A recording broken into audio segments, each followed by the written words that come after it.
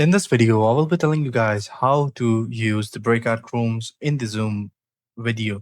So for the Zoom meetings, you will be able to know how to use breakout rooms and what are breakout rooms. So right now I'm in the Zoom video, as you guys can see that.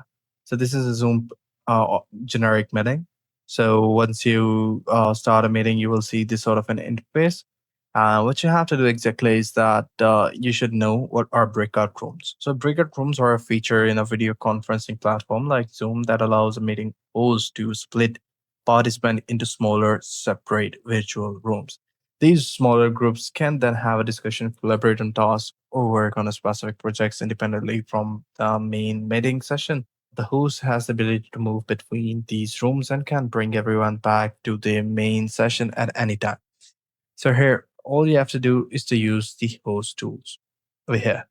Here, just make sure that you search for the breakout rooms or any similar word with that. So once you click on the more option, you will see the breakout rooms over here.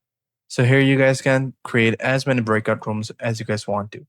For me, I just want to go ahead and create 3 different breakout rooms. So I'll assign. I just make sure that you guys select these options according to your own preferences. But for me, I'm just going to go with the assign automatically. Then click on create room, and the rooms will be created. So this is how you guys can do it. I hope you find this video helpful. If you do, please consider subscribing to our channel. Take care. Bye bye.